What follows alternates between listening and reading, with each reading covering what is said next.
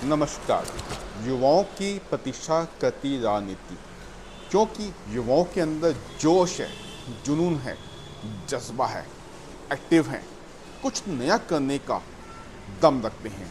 तो युवाओं की आज हमको राजनीति में बहुत ही ज़्यादा ज़रूरत है और मैं समझता हूँ कि अगर ऐसा होगा तो एक बहुत इम्पोर्टेंट रोल युवा प्ले करेंगे और एक नई दिशा मिलेगी और देश उन्नति की तरफ हमारा बढ़ेगा। लेकिन युवाओं के अंदर सबसे इम्पोर्टेंट पार्ट होना चाहिए कि वो उनके दामन में दाग ना हो। It's first step in the point of genuine politics.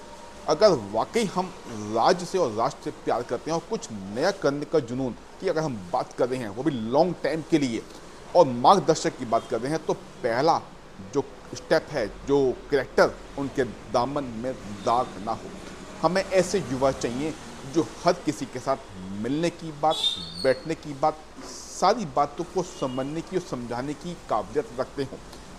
Everyone, सबको हक करने की बात रखती हों, रेडी टू हक एवरीवन।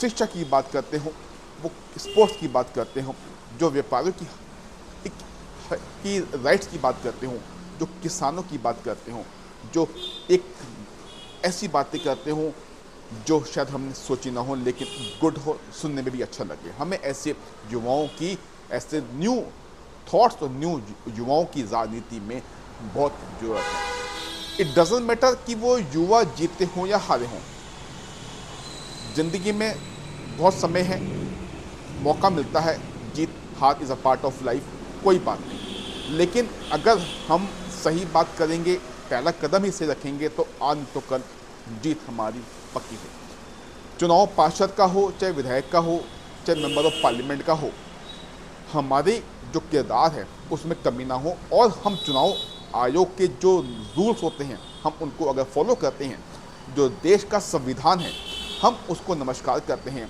उसके रिगार्डिंग अगर हम चुनाव में उतरते हैं और उन्हीं के रिगार्डिंग हम जनता के बीच में जाके बातें करते हैं, तो हमें ऐसे युवाओं की बहुत ज़रूरत है।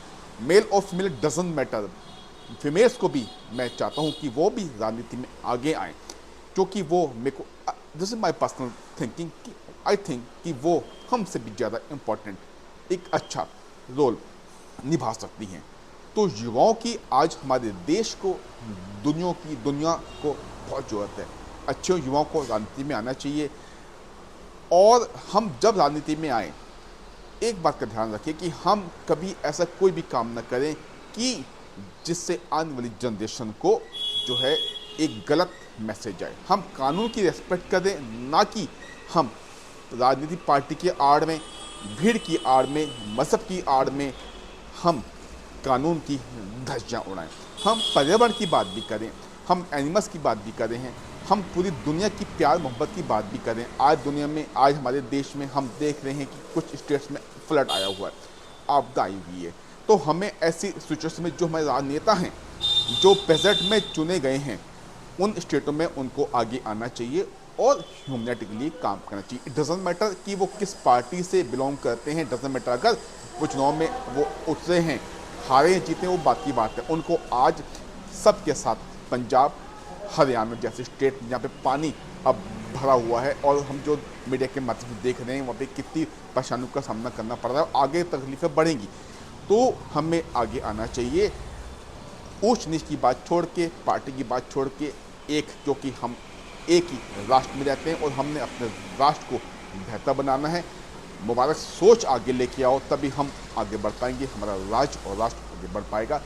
आज युवाओं की राजनीति में वाकई बहुत ज़रूरत है। युवा एकता जिंदाबाद। जय हिंद।